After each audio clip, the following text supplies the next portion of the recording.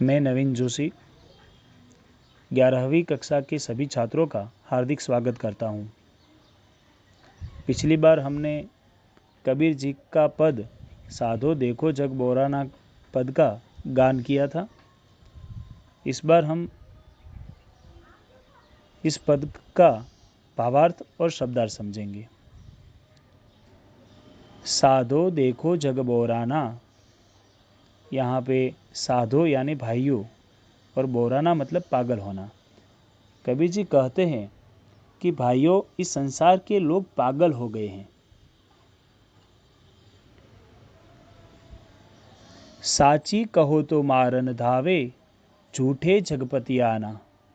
साची मतलब सच, धावे मतलब दौड़ना, पतियाना मतलब विश्वास करना। यहाँ पे कबीर जी कहते हैं कोई उन्हें सच्ची बात बताता है तो वे उसकी बात सुनने को तैयार नहीं होते। उसकी बात पर उन्हें गुस्सा आता है और वे उसे मारने दौड़ते हैं। पर कोई झूठी बातें कहता है तो वे उसे बड़े चाव से सुनते हैं और उसकी बात पर विश्वास कर लेते हैं।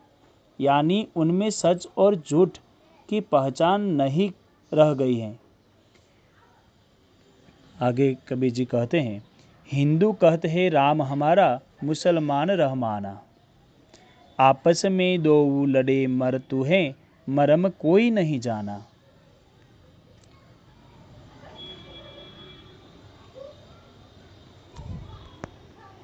हिंदू कहते हैं कि राम उनके हैं, अर्थात वे राम को भगवान मानते हैं, अपना भगवान मानते हैं। मुसलमान रहमान को अपना सर्वस्व मानते हैं। इस बात को लेकर वे आपस में झगड़ा करते हैं और कट मरते हैं, पर सच्चाई जानने की कोशिश कोई नहीं करता।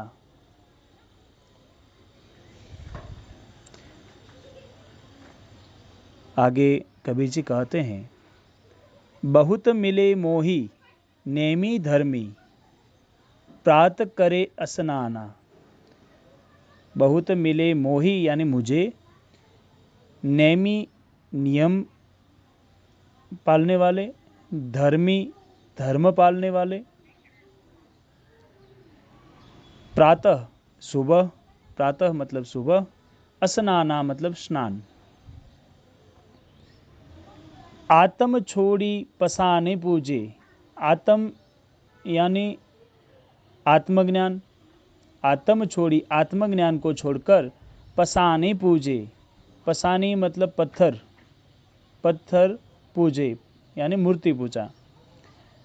तिनका थोथा ज्ञाना।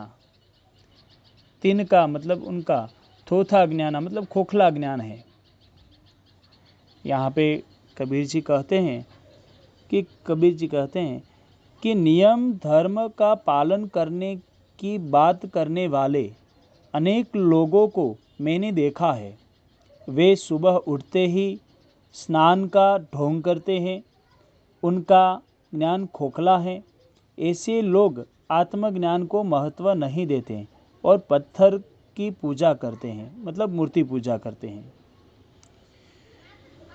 आगे कबीर जी कहते हैं, आसन मारी डीम्ब धरी बैठे, मन में बहुत गुमाना।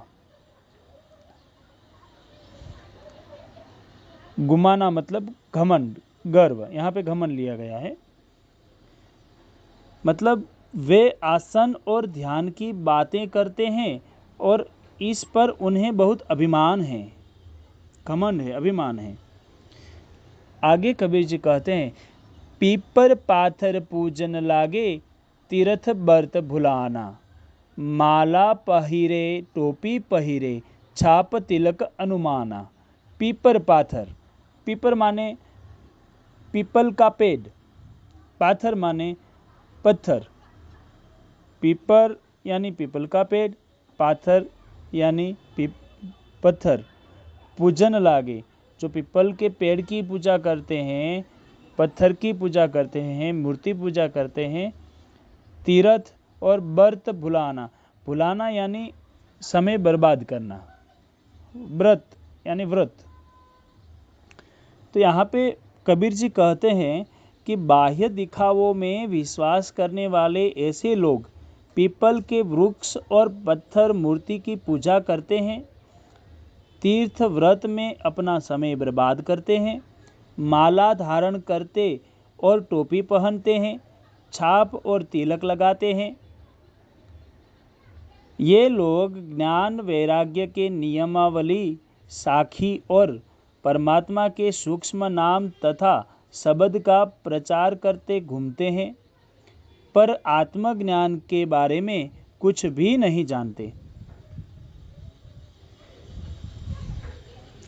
साखी शब्द गावत भूले, आत्म खबर न जाना। साखी यानी ज्ञान। आगे कबीर जी कहते हैं, घर घर मंत्र जो देन फिरत हैं, माया के अभिमाना, गुरुवा सहित शिष्य सब डूबे, अंतकाल पछिताना। पछिताना मतलब पछताना। यहाँ पे कबीर जी कहते हैं कि माया में लिप्त ये लोग घर घर घूमकर लोगों को मंत्र देते हैं। ऐसे शिष्य स्वयं तो डूबते ही हैं, गुरु को भी ले डूबते हैं, और अंत समय में उनके पास पछताने के सिवा कुछ नहीं होता।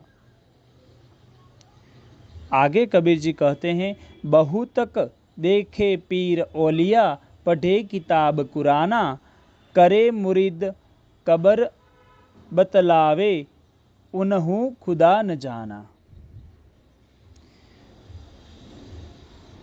मतलब कबीर जी कहते हैं कि मैंने अनेक पीर औलिया देखे हैं, ये किताबें और कुरान पढ़ते हैं, ये लोगों को अपना अनुयायी बनाते हैं और उन्हें मृत्यु का भय दिखाते हैं, लेकिन वे खुद खुदा के बारे में कुछ नहीं जानते। वे लोगों को मजार में बुलाते हैं। आगे कबीर जी ने कहा है, हिंदू की दया मेहर तुर्कन की, दोनों घर से भागी, वह करे जिबह वा झटका मारे, आग दो घर लागी। दोनों घर से भागी मतलब यहाँ पे हृदय से गायब हो जाना दिखाया गया है कि हिंदू की दया हिंदू के हृदय से गायब हो गई है, मेहर की तुर्कन की मेहर वो तुर्कन के हृदय से गायब हो गई है। यहाँ पे कबीर जी कहना चाहते हैं कि हिंदुओं की दया की भावना तथा मुसलमानों की कृपा की दृष्टि इन दोनों के हृदय से गायब हो गई है। मुसलमान जानवरों को हलाल करते हैं और हिंदू एक बार में सिर धड़ से अलग कर देना करते हैं। दोनों अपनी अपनी नैतिकता भूल गए हैं। हिंदू और मुस्लिम दोनों अपनी जो नैतिकता है वो भूल गए हैं। आगे कबीर जी कहते हैं, या विधि हसत चलत हैं, हमको आप कहावे सयाना, कहे कबीर सुनो भी साधु, इनमें कौन दीवाना। दीवाना यानी पगला। कबीर जी कहते हैं कि ये लोग मेरी बातों पर हंसते हैं और अपने आप को बुद्धिमान कहते हैं। कबीर जी कहते हैं कि हे भाइयों, आप ही बताइए इनमें कौन पागल हैं। कबीर जी ने प्रस्तुत पद के द्वारा